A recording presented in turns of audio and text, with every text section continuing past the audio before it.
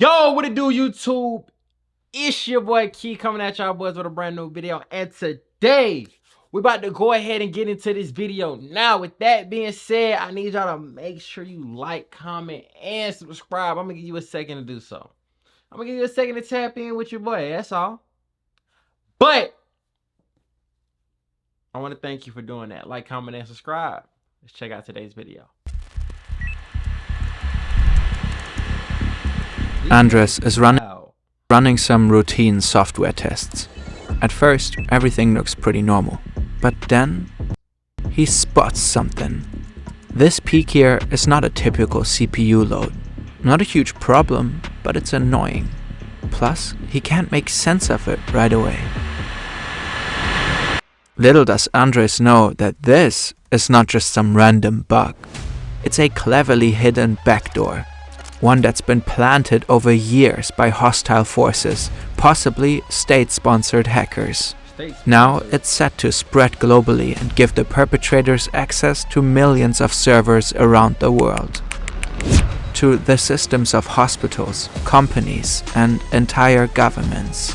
A master key to the internet and everything connected to it, right in the hands of criminals.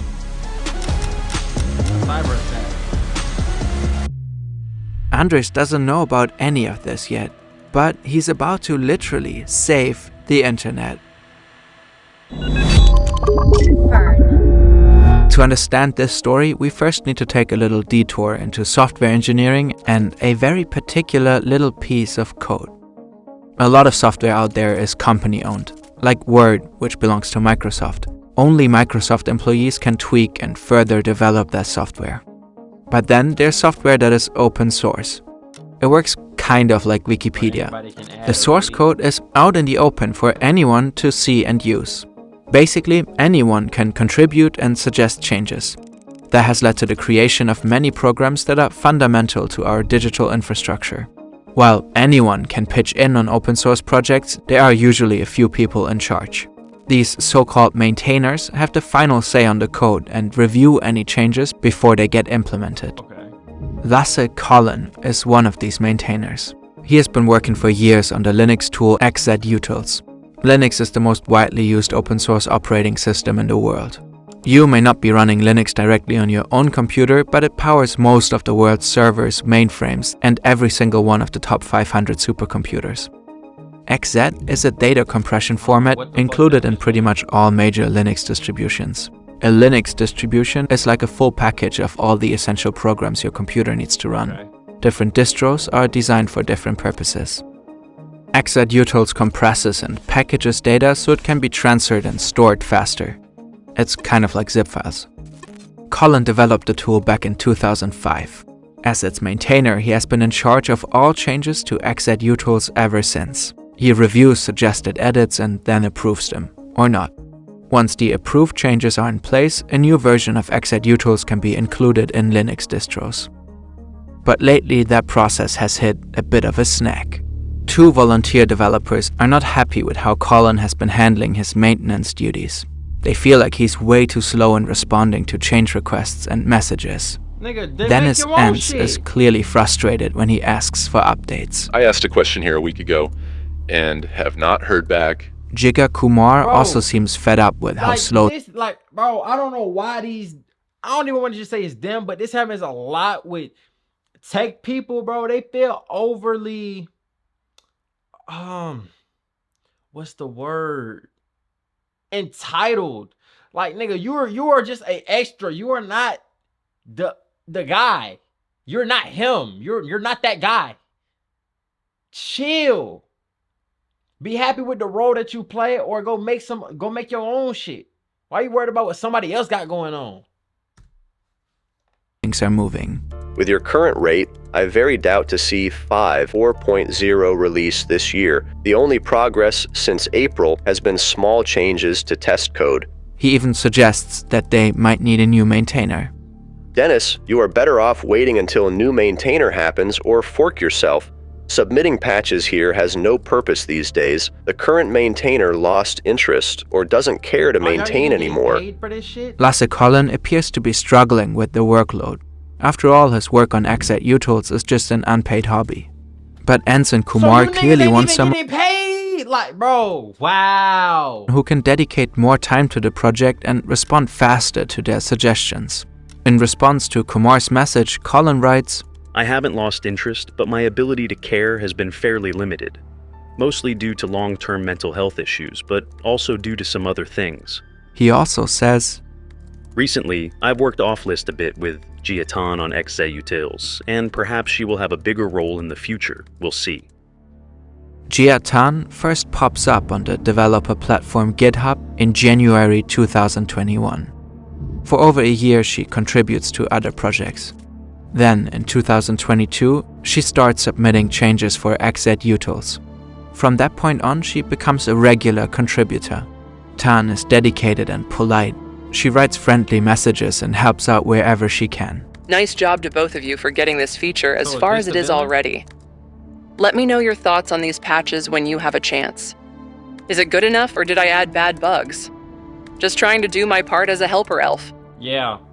Maybe after getting all those annoyed messages from Ensign Kumar, Colin is just relieved to finally have some help. Someone to lighten the load and actively push the project. At one point, Colin explains that a maintainer needs the skills, time and interest to really stay committed to the software. And Giatan seems to check all those boxes. Back then, Colin doesn't realize that something is seriously off about her. Is it really a her?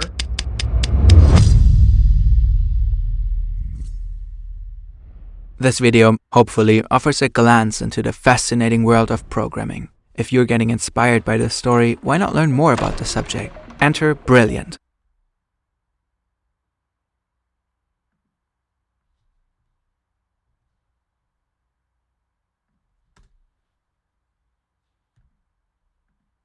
Sorry, Brilliant. In June 2022, Tan gets promoted to co-maintainer. She takes on more and more control of the project over the course of the year. She starts editing XZ Utils on her own, and in March 2023, she changes the contact mail at OSFAS, a service that helps identify bugs in open source projects. From now on, security alerts are no longer sent to Colin, but exclusively to Tan. Shortly after, a new user named Hans Janssen submits a change request for XZ, and Tan approves it. So 9 I'm not months gonna cap. later. So it seems like he just fell out of grace with the people, and the pressure from them made him do the changes. But maybe slowly was the best way to do it. March bro. 2024, Janssen sends a message to the Debian project. Debian is a widespread Linux-based operating system known to be stable and secure. Janssen wants the Debian team to include a new version of XZ Utils in an upcoming Debian version, saying it will fix a specific bug. Two other users chime in to praise the fix, Grigorin and Miso Eater. And when another user raises concerns, Grigorin is clearly annoyed and quickly shuts them down. Instead of having a policy debate over who is proper to do this upload, can this just be fixed? Shortly after, the Debian project integrates the new version of XZ Utils into a preliminary version of their operating system called SID. What? Around the same time, Andres Freund is working as a developer at Microsoft. He has also been actively contributing to an open source project. He has just downloaded the latest version of SID to run some tests for his project. SID is not for public release and marked as unstable and insecure. Developers can test it for bugs before new features get officially integrated. And during his tests, Andres notices something strange. Something is taking up way too many resources in SSH. SSH is used to remote access Linux machines. Why is SSH draining such a crazy amount of CPU? Something is off. He also notices a considerable drop in performance. A lag of 500 milliseconds. That's half a second. Something nobody else would ever notice. But Andres does. So he takes a closer look at SSH and realizes that the delay is related to XZ Utils. On many Linux distributions, SSH has a dependency on XZ Utils. That means that certain XZ functions are invoked when SSH is executed. Andres digs deeper into XZ Utils and discovers that someone has slipped in a malicious piece of code. And this code allows that someone to sneak into the system via SSH. It's a backdoor. This backdoor is so well hidden that no one caught it while reviewing and testing the code. A phenomenal, scary attack. But this disguise is slowing the malicious code down. And it's that exact delay that Andres' Freund has noticed when starting That's why these SSH. niggas get paid so much, On March bro. 27, Look he at this sends an nigga. email to inform the Debian security team about his findings. 2 days later, he goes public. He publishes a post on Mastodon. The malicious code is hidden in 2 versions of xzutils, and Andres also has a hunch as to who might have planted it. Jia Tan. She had secretly added the backdoor to a version of xzutils just before Andres found it. When Andres makes his findings public, all hell breaks loose. Did one guy just stop a huge cyber attack? This may be one of the biggest stories of this year. Curiosity may have What saved the us from a fuck? devastating cyber attack. The US Cyber Defense Agency issues an emergency security alert. Luckily, the tampered software hasn't spread far yet, but it has already infiltrated test versions of several major Linux distros, meaning it was just on the verge of massive deployment. An army of developers and cybersecurity experts jump into action. Within just a few hours, they build a fix to neutralize the backdoor. Had it actually made its way into the code of multiple operating systems, the consequences could have been catastrophic. The attackers could have gained unauthorized remote access to countless systems. It would have been the master key to hundreds of millions of computers and servers around the world. Linux operating systems are used in schools, universities, and hospitals. The White House, the House of Representatives, and the Senate all use Linux. In one fell swoop, the attackers could have taken down critical services across the globe. They could have spread malware or stolen sensitive information. There's no other way to put it. The world dodged a major bullet, thanks to Andres Shout out Freund, Andres, but the silverback gorilla of nerds, the internet's final that's boss. crazy. The Microsoft developer is praised like a hero, and naturally his story becomes a meme. Even Microsoft CEO Satya Nadella gives him a shout-out for his efforts. Everyone is relieved, disaster has been averted, the shock is wearing off. That's a But the genius real right there. question remains. Who did this? Who is really behind Jia Tan? It's definitely not Andres that. Freund doesn't believe this was the work of just one person. He suspects Jia Tan had backup. These users are suspected of being involved. It looks like Ens and Kumar deliberately put pressure on Lasse Collin to clear the way for Jia Tan. Then Janssen, Grigorin, and Mizuita pushed the update through. This whole attack was a masterclass in social engineering. That's when attackers manipulate people into doing something they shouldn't, like making you accidentally give up a password or holding a high-security door for someone who appears to be pregnant. The alleged group behind Jia Tan was insanely clever. Infiltrating xzutils took not only technical skill, but a ton of patience. Remember, Jia Tan spent an entire year building trust by contributing to other projects that's the before thing, even though. suggesting. And this is a good insight to people who will come around and they'll sit with you for a year, 2 years, 3 years, and they'll act like they stay down. They're real quote unquote people. Just until they get what they need. Changes for xzutils. Then another 2 years passed before she slipped in the back door. Experts her 3 think this was likely the work of state-sponsored hackers. But what state would that be? China. There's no trace of Jia Tan online. At first glance, Jia Chong Tan seems Chinese. The timing of the posts lines up with the UTC+8 time zone. But that might just be a smokescreen to hide the hacker's true identity and location.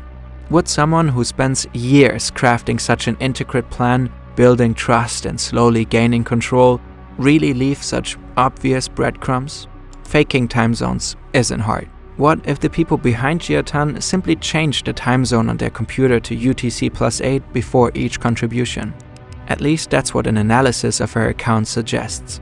The same analysis shows that Jia Tan has worked through major Chinese holidays. That's weird. And it's even weirder that the account was silent on Christmas and New Year's, which are just regular business days in China. Plus, if Gia really lived in the UTC+8 time zone, she would have always been working through the night. The analysis suggests that Gia Tan might actually reside in Eastern Europe. There seem to be a couple of incidents where they forgot to forge the time zone. There were 3 commits made in UTC+2 and 6 in UTC+3. Now, if we assume Gia Tan lives in one of those time zones, she would have typically started working at 9 AM and clocked out by 5 PM. Sounds like a regular job. Experts believe Gia Tan's trail might actually lead to Russia. Damn! More specifically to APT-29, also known as Cozy Bear. This state-sponsored hacker group is famous for their sophisticated attacks.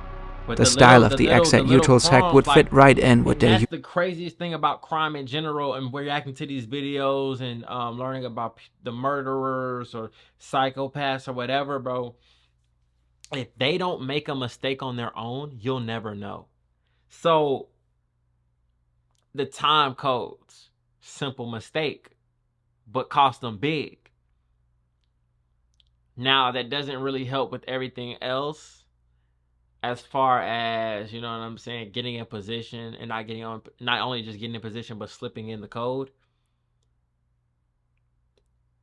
This shit is interesting as fuck. Playbook, but so far there's no solid proof. Open source obviously has its advantages, but if this case proves anything, it's how vulnerable our digital infrastructure can be. We came way too close to a major meltdown. A lot of our critical infrastructure today relies on open source software, on programs that are often maintained solely by the passion and commitment of volunteers, by people who do this on the side as a hobby. People like Lasse Collin, who may get overwhelmed by the sheer scale of their projects. If we want our digital systems to be secure, we need to build the right structures as a society and support the open source community. The Exat-Utils attack was insanely sophisticated, and we have to assume there are more of those to come. We can only hope that when the time comes, the world... With things like this, every time somebody slips up, and you're just teaching them how to do it better next time, right? So boom, they slipped up, and it was the SSH. It was running too much. Now, if they do something else and it goes unnoticed or undetected, you just taught them how to solve their own the back door to their back door. Have another hero like Andres Freund ready to step up. But hey man, y'all gotta let me know how y'all feel about that video. So with that being said, it's your boy Key checking in, checking out. Make sure y'all like, comment, and subscribe. Get in that comment box and get about this video. And with that being said, I'm gone.